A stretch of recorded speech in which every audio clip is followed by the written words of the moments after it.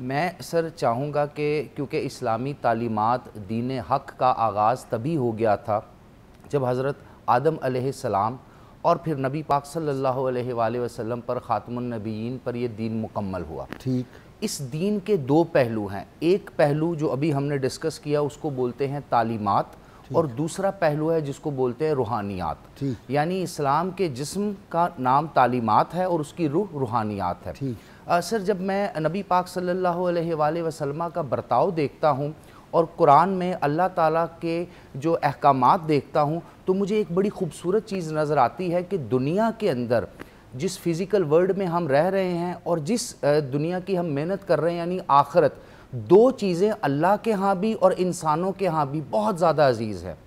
پہلی چیز رحمت ہے، دوسری چیز نعمت ہے۔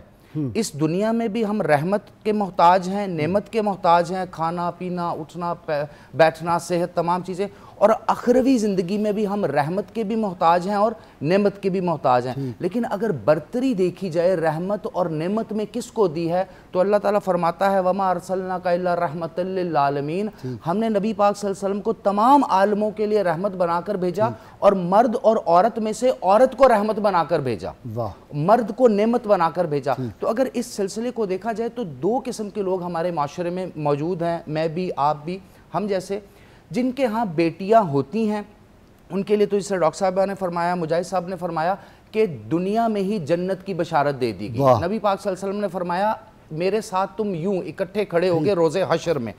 اب سوال یہ پیدا ہوتا ہے کہ ہمارے وہ ناظرین، وہ لوگ جن کے ہاں بیٹی نہیں ہے، وہ پریشان ہوں گے کہ ہمارے لیے کیا، ہمارے ہاں تو بیٹے ہیں۔ تو میں نے تھوڑا سا جب اس پہ غور کیا تو ان کے لیے بھی یہی بشارت ہے، اگر آپ کے پاس بیٹا ہے تو کسی کی بیٹی جب آپ کے گھر آ رہی ہے تو اس کو بہو نہ سمجھو، اس کو بیٹی بنا لو۔ ونس آپ نے اس کو بیٹی بنا لیا، آپ جہیز کی لعنت سے اپنی آپ نے جان چھڑا لی تو آپ کے گھر رحمت آئے گی۔ اور سر اس میں ایک اور بہت بڑا خلاصہ زندگی کا ہمیں ملتا ہے کہ اللہ تعالیٰ نے انسانی زندگی کی ترتیب کچھ اس طرح بنائی ہے کہ انسان کو دے کر بھی آزماتا ہے، لے کر بھی آزماتا ہے۔ یعنی جب تک بیٹیاں آپ کے اور میرے گھر میں موجود ہیں، جب تک ان کی ہم نکاح اور خیر و عافیت سے ان کی رخصتی نہیں کرتے، وہ رحمت ہمارے گھر برستی رہے گی۔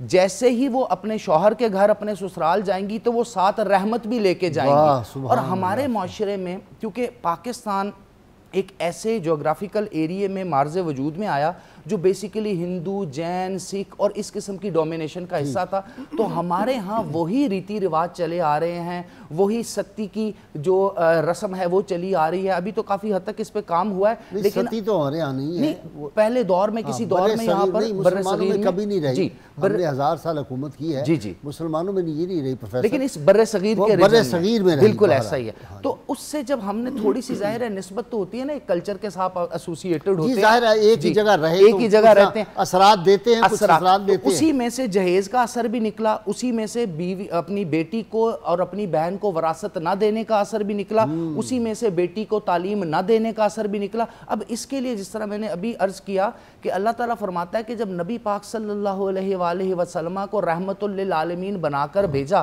اور نبی پاک صلی اللہ علیہ وسلم کی پسندیدہ جو جنس ہے انسانوں میں، مردوں اور عورتوں میں سے عورت کو رکھ دیا گیا اور بیٹی کو رحمت بنایا گیا، تو ہمیں اس ماڈل کو فالو کرنا ہے۔ سر دیکھیں، آج جب میرے اور آپ کے گھر میں، میرے اور آپ کے معاشرے پہ، میرے اور آپ کے دین اور ملک پہ حملہ کیا جائے گا تو سب سے پہلے ہماری اس رحمت کو بازاروں اور سڑکوں کی زینت بنایا جائے گا عورت مارچ کے نام سے۔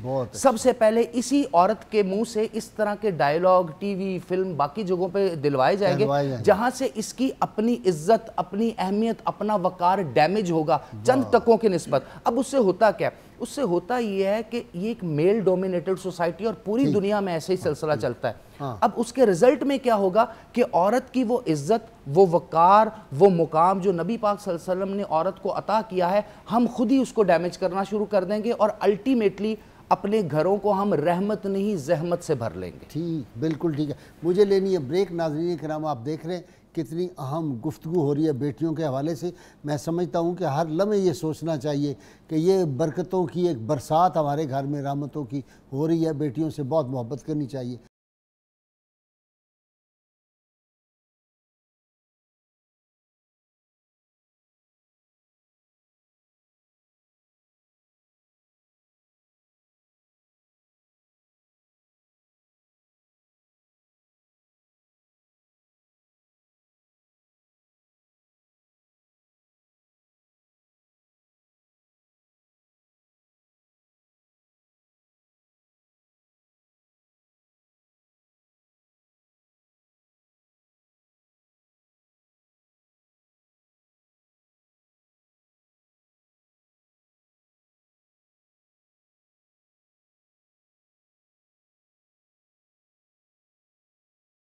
آپ کی بھی بیٹیاں ہیں؟ جی جی ماشاءاللہ، بسم اللہ الرحمن الرحیم۔ سر ابھی جتنی بھی ہم نے یہاں پر ڈسکشن کی اور جو اس کا لب لباب ہے وہ دیکھیں نا، جس طرح ہم خوبصورت بات کر رہے ہیں، دین کی بات کر رہے ہیں، تو ہمیں خود بھی تحسین اور تسکین اور روح میں سکون فیل ہو رہا ہے۔ صحیح۔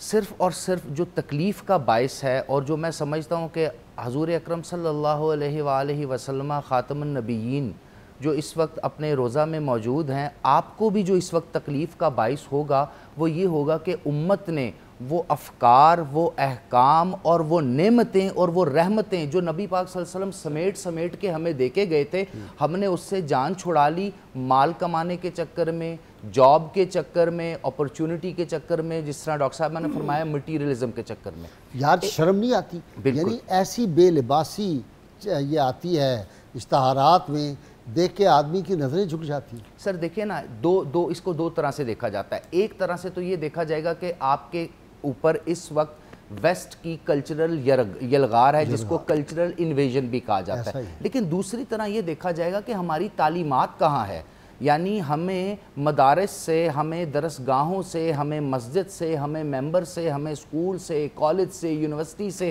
گھر سے، اپنے بڑوں سے، اپنے قبیلوں سے وہ جو تعلیمات ہمارے گٹھی میں موجود تھیں وہ کہاں گئی؟ وہ اتنی، اقبال کہتا ہے شکایت ہے مجھے یارب خداوندان مکتب سے، سبق شاہی بچوں کو دے رہے ہیں خاک بازی کا۔ ہم سمجھتے تھے کہ لائے گی فراغت تعلیم، کیا پتا تھا چلا آئے گا الہاد بھی ساتھ۔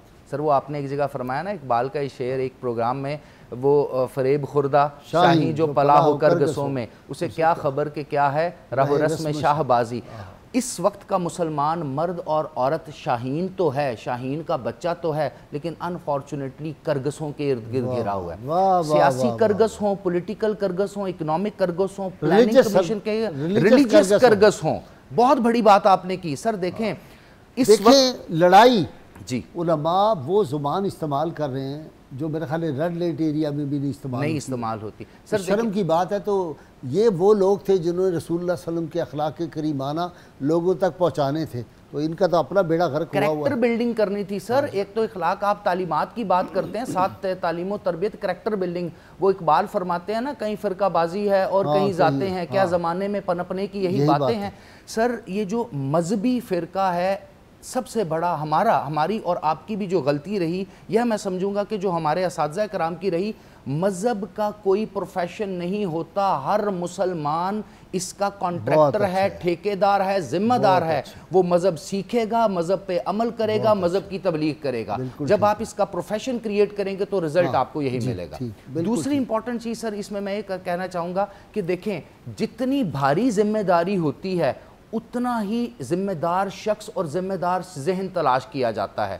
ہم دنیا داری کے لیے، سائنس کے لیے، ڈیولپمنٹ کے لیے، پلاننگ کے لیے تو بڑے بڑے ذہن تیار کر رہے ہیں، لیکن معاشرہ سازی کے لیے، ایک گھر کی جو تعمیر و ترقی ہے اس کی تعمیر کے لیے جو ایک خاتون ہے اس کو ہم ڈیولپ کیوں نہیں کر رہے؟ تو پھر معاشرہ آپ کے سامنے ایسا ہی آئے گا۔ بالکل اچھی مائیں، وہ کسی نیپولین بوناپارٹ نے کہا تھا، بالکل ایسا ہی۔ مجھے اچھی مائیں دو، میں تمہیں اچھی قوم دیتا ہوں۔